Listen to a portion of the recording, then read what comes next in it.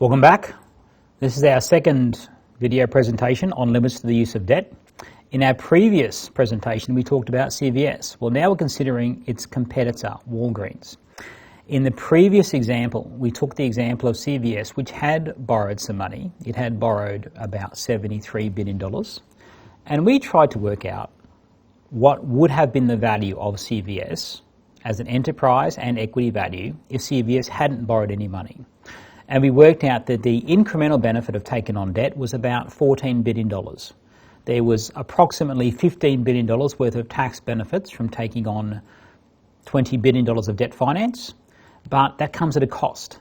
We said that the expected costs of financial distress in present value terms were about $1.4 billion, or $1.2 billion. Where did that come from?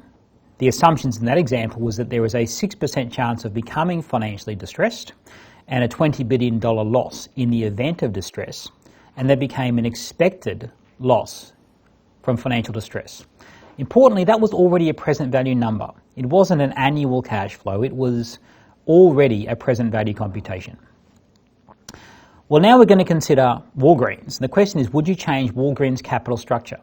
We're going to start off with debt of $18 billion, and we're going to see what happens if we make the decision to increase debt to $22 billion. Would it increase value for shareholders, or would it be value destructive? The opening share price is $54.57. There is 914 million shares on issue, and the product of those numbers gives us a market value of equity of $50 billion. The debt is $18 billion. Again, for simplicity, we're going to assume that Walgreens maintains that same dollar figure of debt every year going forward. So we say it's a constant dollar amount of debt in every single year. The sum of the market value of debt and equity is going to give us enterprise value of $68 billion. Walgreens has a credit rating of BBB. Cost of debt in the example is going to be 5%. The cost of equity is going to be 8%. And remember, Walgreens has debt. Walgreens is a levered company. So this is the levered cost of equity right now, or REL. It's not REU. It's not the unlevered cost of equity. This is the cost of equity. It's for a levered business, so it's the levered cost of equity. Let's assume that the probability of becoming financially distressed is 6%. The corporate tax rate is 21%, and if distress occurs, the loss in value is going to be $10 billion. Not an annual cash flow loss. The loss in value of the enterprise is going to be $10 billion. The alternative capital structure we're going to consider is $22 billion of debt. Let's suppose, for the example, that if that happens, the ratings agencies are going to drop the credit rating down to single B because there's an increased chance of default. The cost of debt is going to go up to 5.2% because the lenders are going to want more compensation for bearing default risk. And the probability of becoming financially distressed has gone up to 20% instead of 6%. Now, these inputs are invented for the purpose of my example, but they are plausible inputs. So let's answer these questions.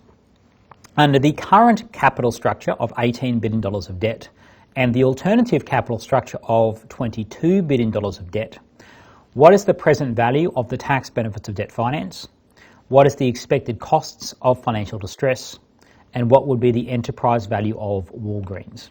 We're going to choose the capital structure that maximizes that enterprise value.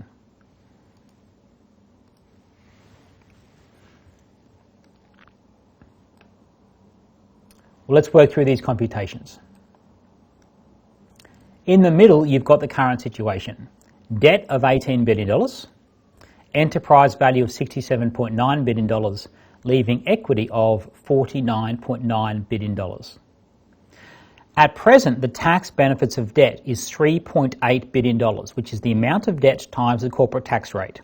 That is the present value of all of the interest tax deductions on debt every year in perpetuity. It's not an annual tax deduction, and that is something that students consistently make an error on when it comes to assessment. They treat this tax rate times the amount of debt as something which goes on each year, and then they take a present value of that stream of cash flows. Don't do that. You are double counting the tax benefits. $3.8 billion is already the present value of the interest tax deduction every year in perpetuity if the amount of debt remains constant at $18 billion every year. The expected cost of financial distress in this example is $0.6 billion. That is the 6% chance of becoming distressed times the 10% reduction in value of the business if it becomes distressed. The credit rating's BBB, the probability of distress is 6%, cost of equity is 8%, cost of debt's 5%, they were just assumptions, and the weighted average cost of capital is 6.92%. Where did that come from? It came from the 8% cost of equity times the proportion of equity in the capital structure, which is $50 billion on $68 billion, plus the 5% cost of debt times 1 minus the corporate tax rate of 21% times the proportion of debt in the capital structure, which is $18 billion on $68 billion. Well, what would happen if Walgreens had taken on no debt? Let's consider that first. If there was no debt, there would have been no tax benefits of debt and no expected cost of financial distress. The enterprise value would have been $64.7 billion. Where did I get that from? That was the current enterprise value of $67.9 billion minus the gap between the tax benefits of debt of $3.8 and $0.6 billion. So we took $67.9 billion minus $3.2 billion to give us $64.7 billion. Okay, or in other words, the gap between the tax benefits of debt and the cost of financial distress was $3.2 billion. We have an equation that says the value of the levered firm is the value of the unlevered firm plus the tax benefits of debt, which I'll label as TB, minus the expected costs of financial distress. That gap in my parentheses is $3.2 billion. The value of the unlevered firm is the value of the levered firm minus $3.2 billion, and that's $64.7 billion. The cost of equity, if there was no debt, would have been 7.33%. Well, where did that figure come from? We have an equation that says the levered cost of equity is equal to the unlevered cost of equity plus the unlevered cost of equity minus the cost of debt times the debt to equity ratio times 1 minus the corporate tax rate. If we rearrange that equation to get the unlevered cost of equity on the left-hand side, which is what we have here, because it's the cost of equity for a firm with no debt, the unlevered cost of equity. If we rearrange that equation to get REU on the left-hand side and do a few computations, we get an unlevered cost of equity of 7.33%. So you would say that if Walgreens had taken on no debt, the cost of equity would have been 7.33%. At $18 billion of debt, the cost of equity has gone up to 8%, and the weighted average cost of capital has gone down to 6.92%. What happens to Walgreens if we take on $22 billion worth of debt? Well, let's work through our computations. The unlevered cost of equity is still going to be $64.7 billion. Now we have to work out this incremental value from taking on debt.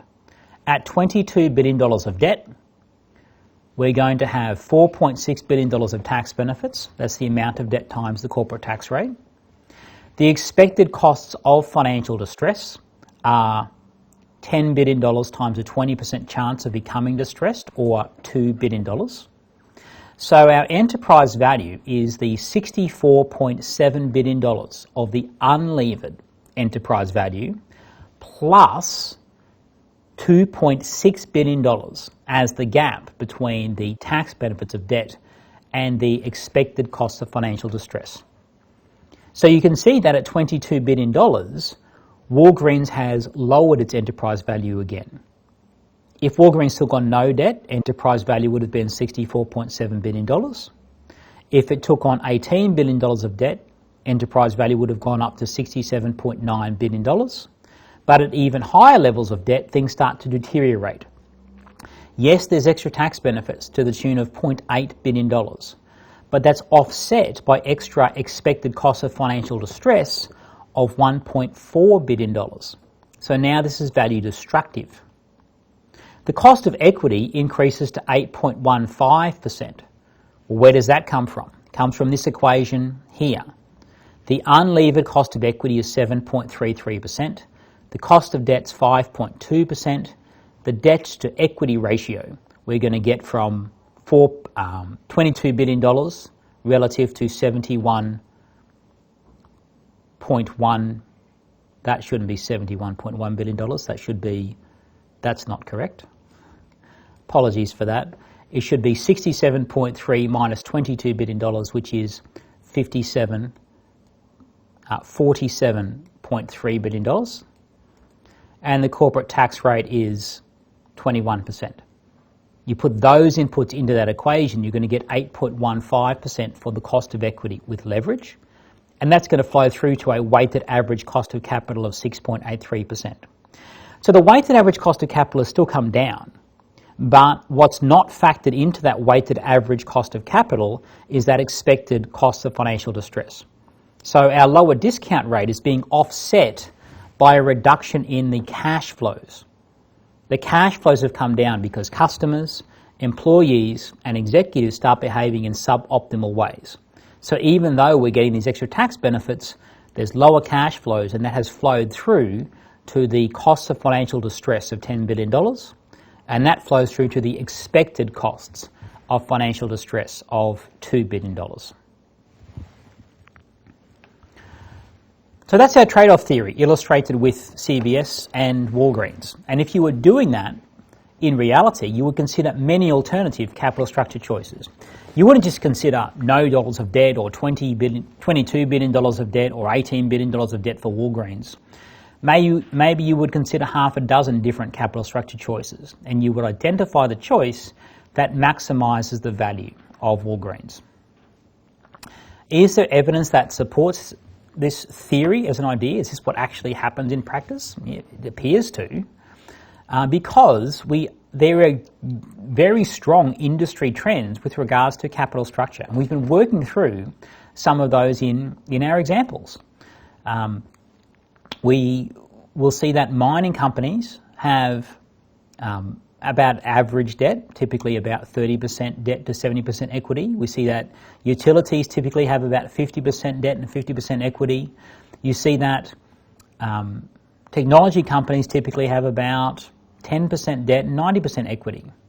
Right? Lots of those technology companies have very low debt and they hold a lot of cash because they are very much exposed to the potential for financial distress. They don't have assets which maintain their value entirely independent of ownership. And we said that's a big influence on leverage decisions in industries. So you take, for example, a utility that has assets. It doesn't matter who owns the generation plants of DTE. It doesn't matter who owns the power lines. Those assets are going to maintain value even if DTE becomes financially distressed. So we talked about financial distress being a customer, employee, and executive response. We talked about financial distress leading to reduction in value because those three stakeholders start doing things differently for firms that are distressed. Well, if DTE becomes financially distressed, nobody does anything differently. Consumers consume gas and electricity. The employees, they go about their business because someone else is going to buy the assets of DTE if it becomes financially distressed, and they're going to employ the same people. You're not going to replace all the employees of DTE just because ownership changes. The executives might start behaving in some different ways because they want to avoid financial distress because they may well get fired if the company goes into bankruptcy. So they may well try to preserve some short-term cash, but there is less financial distress for those assets that have assets that are not particularly different or have any particular different value depending upon who owns the assets. Whereas when you take an IT company, they have assets which can be very much inherently tied to the ownership of the business, and that may well be tied to the executives in the business. Some of these technology companies have founders that own lots of shares and are very much driving the value of the business. They are the senior executives. There's less of those technology companies that are really profitable, or really valuable, I should say, where the founders have sold the business to other big corporations. And even if they have sold to big corporations, the people making decisions are often key shareholders in the business. So often this is written up in textbooks as saying that companies with intangible assets have very little debt, and companies with tangible assets have lots of debt. I don't really like that terminology. You can have intangible assets that have value which is maintained independent of ownership. Take, for example, a patent or copyright on a song. That asset, the patent on a drug or the copyright on a song, maintains value regardless of who owns it. So I could set up a company that owns the copyrights to all of the ACD songs, right? And that company actually exists. There's a company that owns the copyright to all of the ACD songs prior to the fantastic album Back in Black. But those assets maintain value regardless of who owns those assets. That company could become financially distressed if it took on lots of debt and there was some reduction in earnings, and it could sell those assets. But the person buying those assets isn't buying any human capital of that business. It's just buying the copyright. And when people are playing ACD songs at corporate functions or birthday parties or karaoke nights or using them in advertisements, anytime that song is played, the owner of that copyright receives a little royalty. And all of those little royalties add up to a really big royalty stream. And that value of that intangible asset is going to be maintained regardless of who owns the asset, right? There's really no ownership which is driving the value of those assets. If I own the patent on a drug, if I own the patent on a drug which is used by people as a treatment for cancer, I receive benefits from that stream regardless of who owns that patent. Now, I should say it's not entirely independent of ownership. The value of the patent could be high or low depending upon how well the patent is exploited, but the patent could be sold to an entirely independent entity and still maintain lots of value. So there is less reduction in value from the owner of that asset becoming financially distressed.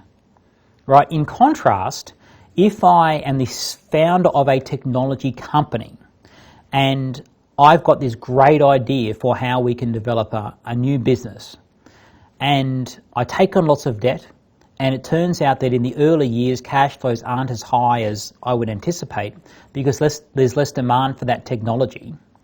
The value of the technology is falling, and it's entirely tied up in the value of my association with the business.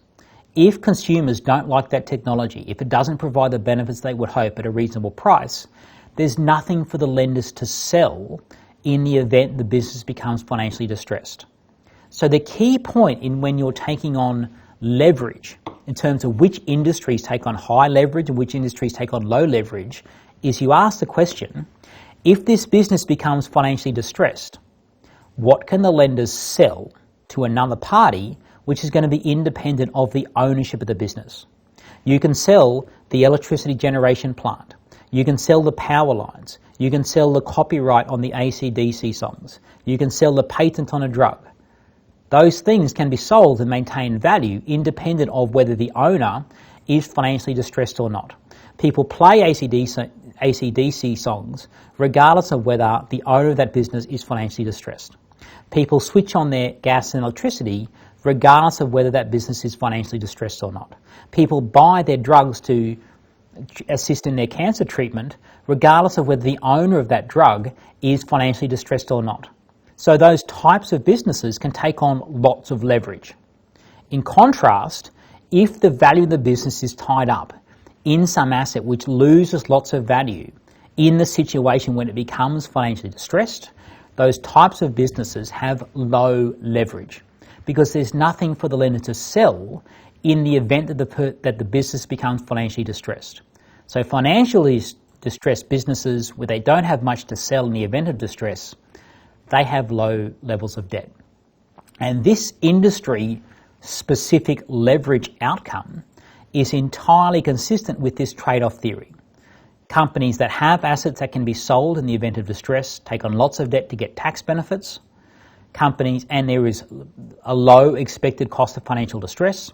Companies that have high expected cost of financial distress because they have a big customer-driven response and a big consumer-driven response and a big executive-driven response that destroys value in the event of becoming financially distressed, they have low levels of leverage. There is some evidence, though, that rejects trade-off theories. All the evidence is not entirely consistent with this argument. Firms don't seem to rebalance their leverage to an optimal point after their leverage gets deflected. And what that means is that if there's a shock to the business, they don't seem to rebalance their debt to some target percentage immediately after this short-term shock to profits or losses. So, for example, when a company has a great year, lots of cash comes into the business, that company should distribute all the cash. It should do a share repurchase or it should pay a special dividend to get back to its normal leverage position. Now, companies do that to some degree, but that change is very sticky. They seem to hold on to too much cash in those great years, and in poor years, they should raise more equity to get back to their target debt-to-value ratio, debt plus equity ratio, and they don't do that. They don't do it with the frequency that would be predicted by the trade-off theory. Now, it doesn't entirely reject this trade-off idea, it's just that things take longer to get rebalanced than we would expect. Furthermore, when firms have stock price increases, they tend to issue equity, and that's the point where they should sell. They should be buying back equity to be consistent with the trade-off theory, because that would reduce or increase their debt-to-value ratio, which would move them back to their target level. So, for example, if I had a debt-to-equity ratio of 40 to 60% and I have a share price increase, then my debt-to-equity ratio now might be 30% debt, 70% equity, because the share price has gone up. If my target debt-to-equity ratio was 40% debt, 60% equity, I should buy back some of those shares, return money to the shareholders to get back to my target 40-60 ratio. But companies don't do that. They sell more shares because they want to take advantage of the higher share price. So all of the information out there is not entirely consistent with this trade-off idea, but as a general statement, it's hard to go past these industry-specific lines. High leverage for companies that have assets to sell in the event of financial distress, low leverage for companies that don't have assets that maintain value in the event of financial distress. Finally, let's consider agency costs. I don't like the label agency costs because students find it confusing. Where it comes from is the idea that executives are the shareholder's agent, and the shareholders are the principal in this principal-agent contractual relationship. And the idea is that the executives are meant to do what's in the shareholders' best interests. But because executives have a conflict of interest with shareholders, we said that there are agency costs to running the business. And that means there is some loss in value of the business because the agents don't necessarily act in the principal's best interests. Specifically, shareholders want a higher share price. Executives want something else. Executives want higher compensation and they want status. And compensation and status might come from a higher share price as a byproduct, but you might also get more compensation and status if you run a larger company or you have more resources to make optimal decisions, like more staff in the head office than you need, you've got more space and IT expenditure, you have a corporate jet which is expensive but it gets you to meetings on time in a more relaxed manner. You can attend prestigious events with other executives and politicians, sports stars, and you can make donations which enhances your stature but aren't necessarily in the best interest of shareholders. Having these competing agendas does not necessarily mean the executives have poor character. It just means that they are human. Humans have a fair degree of self-interest. And if executives can make decisions which increases their compensation and status, they are liable to do so. Right? They still want to run a successful company. They're still doing their, well, somewhat close to their best for shareholders. But we are all going to make choices as human beings which are not necessarily in the best interests of someone who we have a contractual relationship with, just because we're human. So I would prefer to explain this topic using the terminology conflicts of interest rather than agency costs. Agency costs is a more formal academic word that students at this stage are not exposed to, but they do understand conflicts of interest. Now, where does capital structure come into play? Capital structure is really neat because if you put debt into the business, that means that interest expense and repayments of principal on the loans, they're going to soak up some excess cash. And way back in the 1980s, this clever researcher named Richard Roll, he talked about these agency costs, and he talked about the free cash flow hypothesis. And this meant that if you soak up some of that excess cash flow, you're going to reduce the ability of executives to spend excess cash that's floating around on investments and operational choices which maximise the value for executives in terms of their status and compensation, but don't necessarily maximise value for shareholders. So debt's useful because it soaks up free cash flow, but it also provides an extra layer of monitoring because the lenders pay attention to the size and the stability of the cash flows. So shareholders find it really hard to monitor executives. They only receive these financial statements every quarter. There's some shareholder briefings. The boards for many companies are somewhat ineffective at monitoring executives because board members themselves have a conflict of interest. Now, it's not a harsh criticism of a board member to say board members like being on boards, and one way you stay on boards is to not be too troublesome on those boards, to not necessarily hold managers' feet and executives' feet to the fire to justify their investment choices. The challenge for board members is that executives that they deal with have a much better information set. Executives running a business day to day have a continuous flow of information about new projects and operational information. Board members meet 12 times a year and they get a constrained set of information. And in those board meetings, they don't really have the firepower to hold executives to account in an ideal way. So board members are not the greatest monitors of executives, but lenders can seem to be really good monitors. Lenders seem to pay attention to the size and stability of cash flows, and lenders also use ratings agencies as an extra layer of monitoring to pay attention to the size and stability of cash flows. So lenders are getting information from ratings agencies, lenders are looking at information on their own, and if the company is listed on the stock exchange, there's equity analysts that are paying attention to the financial information and management briefings as well. So that's another layer of monitoring outside of this current capital structure discussion. So debt constrains executives' ability to make size-increasing acquisitions that don't necessarily provide the most valuable projects.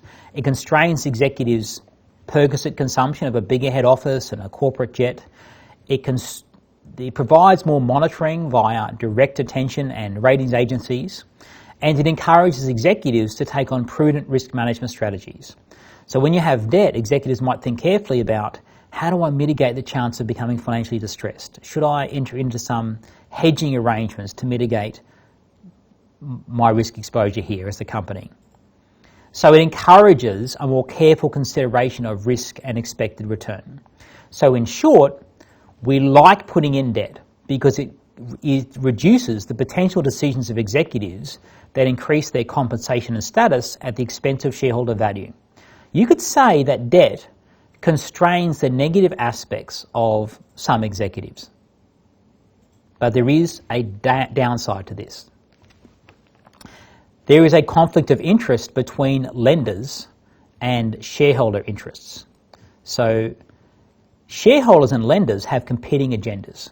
Shareholders want a higher share price. So shareholders want executives to take on risk. They want executives to take on all the positive NPV projects that logistically they can measure and implement.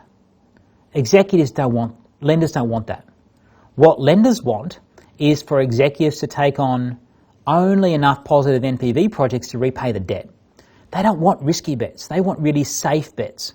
So if a lender was looking at investments and the cost of debt was 5%, and one investment was a really safe bet, really safe bet, but had an expected return of about 6%, and another investment was a really risky bet, but had an expected return of 7%, shareholders would rank those investments according to net present value. They would take the one that has the higher present value of expected cash flows.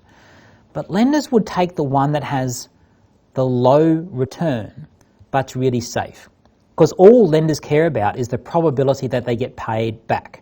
And if there is a default, how much they're going to get paid back. We call that the recovery rate. So the lenders want investments that increase the stability of cash flows.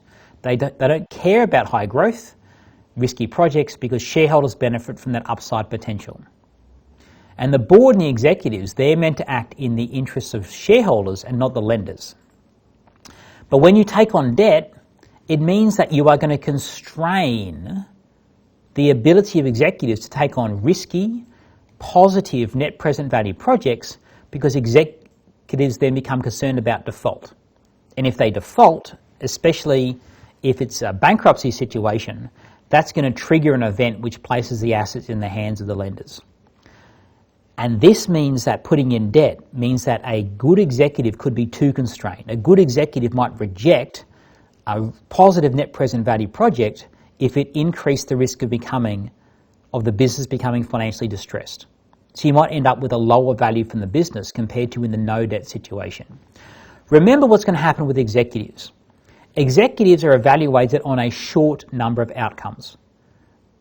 We get to observe executives make half a dozen major investment decisions over the course of a year or two. Within that half a dozen decisions, there is a high chance that even if the executive is really clever, that you could make 4 bad decisions out of 6. I mean, you take a football coach.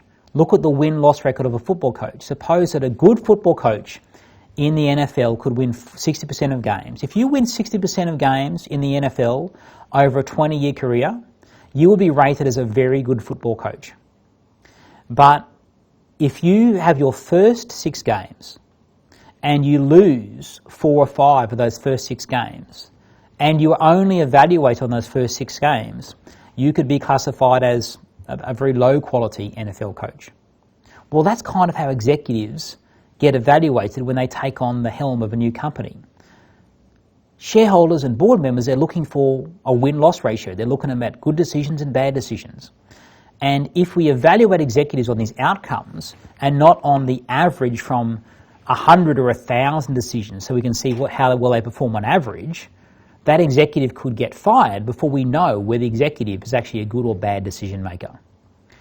And so the executive's got a big incentive already to try to stay in the seat long enough to be evaluated on a large number of outcomes, which means that early on in that process, the executive is likely to be highly risk averse when it comes to decision making.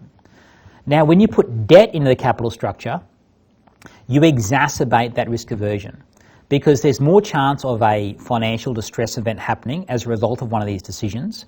So there's more chance the executive is out of the seat before the executive can be evaluated on a large number of outcomes. So you're going to exacerbate that risk aversion. So in short, one value-destroying aspect of debt is that it distorts executive decision-making away from the highest value projects and toward the lowest value projects, which have the lowest risk.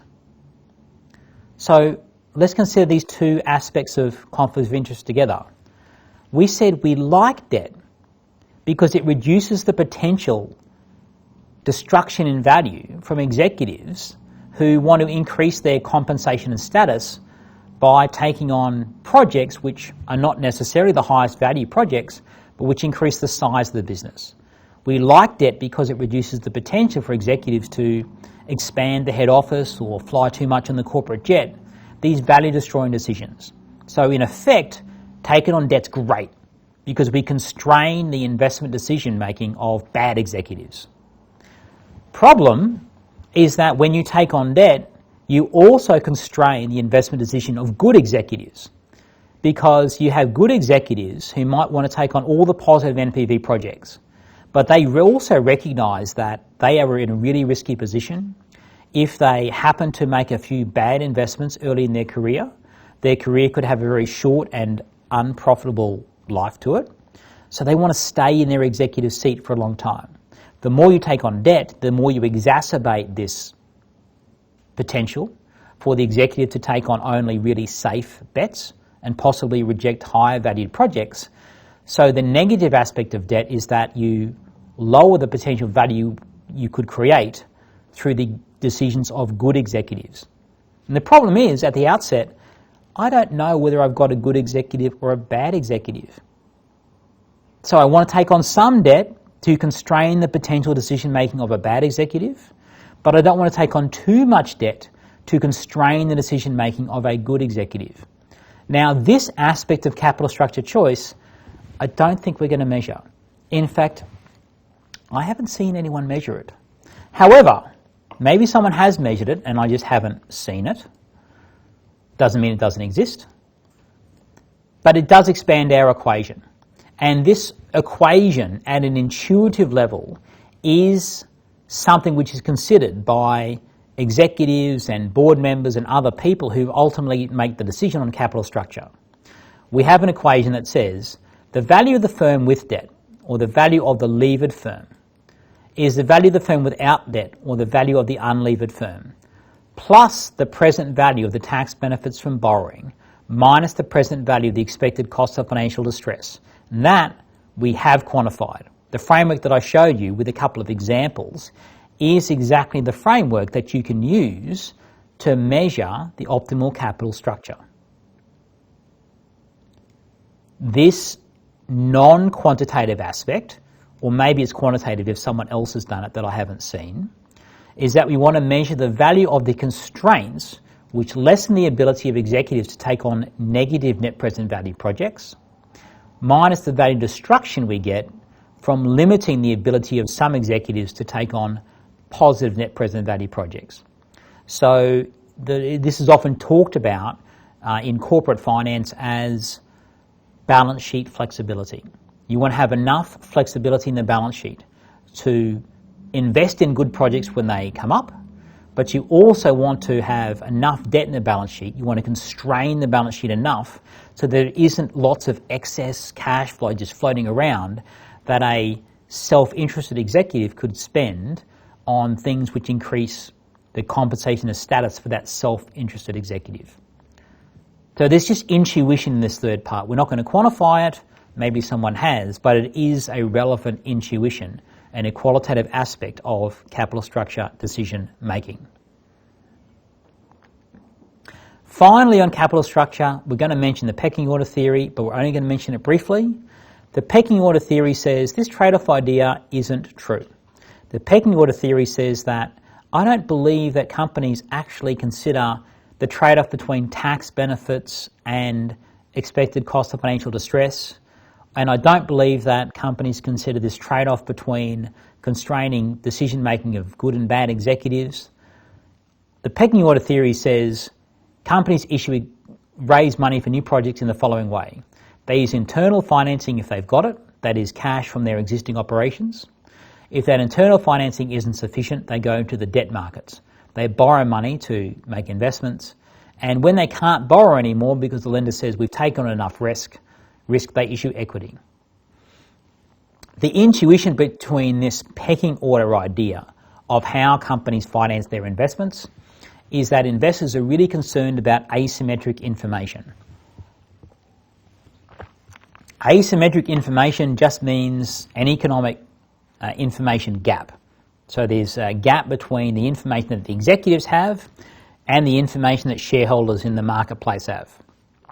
So if I'm a shareholder and I observe that company XYZ has announced it's going to raise new equity, I'm going to infer from that signal that the insiders, the managers, know something that I don't. They know that the share price is high right now, that it seems overpriced, so the company is going to take the opportunity to sell more shares at that high price. And therefore, I've got this information, the share price is too high, I think I should sell the shares because the share price should fall. And that's what you, on average, observe. You observe share prices fall when companies decide to issue new equity. And so the pecking order idea comes from the fact that, well, I don't want my share price to fall. I don't want to send a signal that I think the shares are expensive to the market. I'm going to do everything I can to avoid issuing new equity. So I'm going to use my cash first. Secondly, I'm going to borrow money. And third, only if I have to, I'm going to issue equity. There is a little bit of support for this pecking order idea. All right? So some researchers have said this makes sense because everything in the trade-off theory of capital structure started with the idea of tax breaks. It said that you get a tax break from issuing debt because you get an interest tax deduction, and it was justified by these industry lines. But then some researchers looked at countries with different tax jurisdictions, and they have different corporate tax rates, different corporate tax policies. And they observed that even if there was no corporate tax, that you still have these industry lines that determine capital structure. And so these researchers said, I don't see how your trade-off theory can hold if you've got these jurisdictions that have the same result, but there's no corporate tax. I'm not too sure whether that's the right answer, though. It's very difficult to measure the incremental tax benefit from taking on debt versus the incremental costs of financial distress. And I think what you're observing in those no-tax jurisdictions is that you're still going to have more ability to borrow money at fairly low interest rates if you have assets that maintain their value in the event of becoming financially distressed. The question is, do you observe relatively more borrowing when you get a bigger tax advantage from taking on debt versus equity? What we observe is that across countries, there is in aggregate more borrowing when there's more relative tax advantage to taking on debt.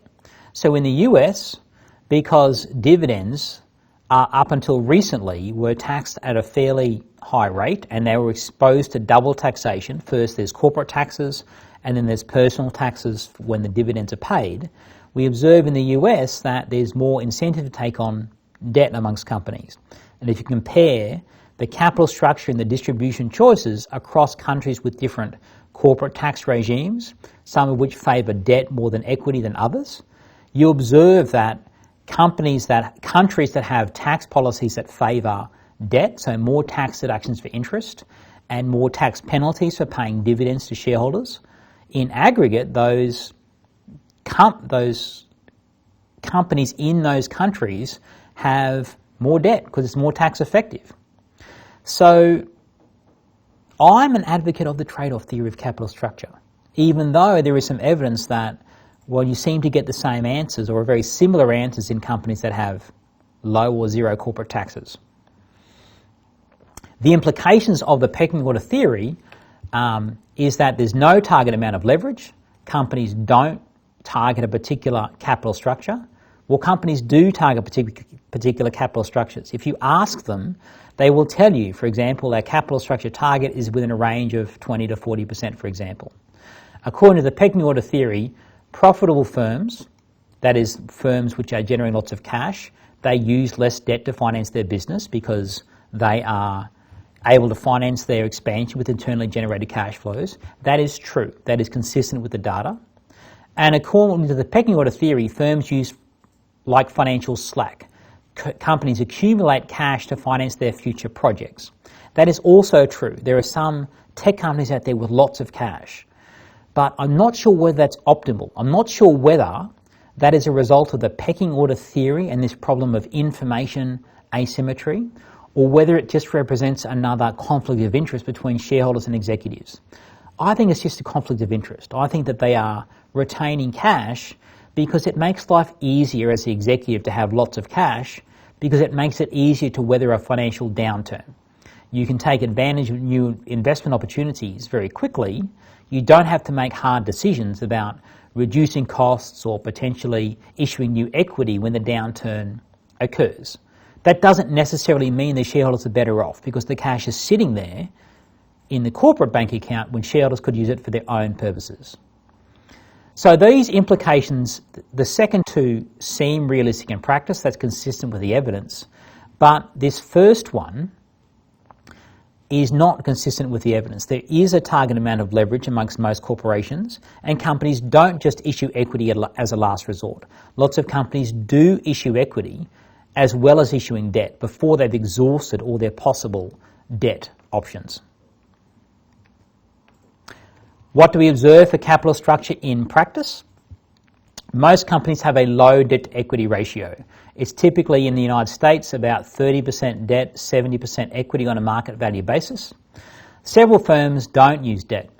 At the moment, when we've got the recession, I was reading in the financial press that companies like Johnson & Johnson have a very low debt, plenty of cash. Johnson & Johnson can borrow money at roughly the government bond borrowing rate, roughly a risk-free rate. So several firms have very low debt or even no debt.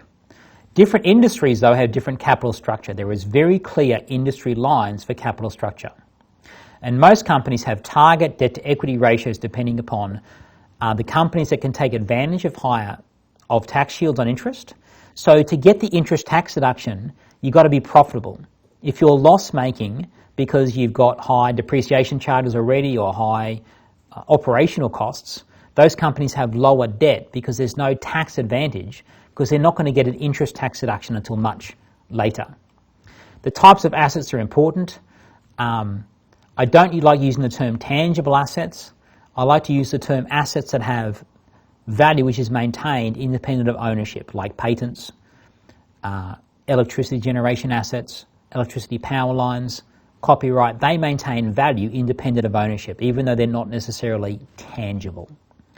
And more volatility of operating income means less debt. So you've got high leverage for regulated industries like water and electricity and gas, because there's very low volatility of their operational cash flows. There's lower leverage in R&D intensive industries or any industry where there's high volatility of operating income. So you'll have low debt in oil and gas companies typically, because there are lots of volatility in cash flows. You've got high leverage in other companies where there's a more stable stream of cash flows.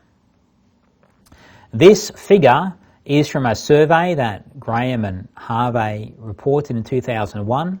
These are experts in corporate finance and in particular capital structure, and their survey of 392 CFOs asked them about their target debt-to-equity ratios. Only 19% of those CFOs said they had no target.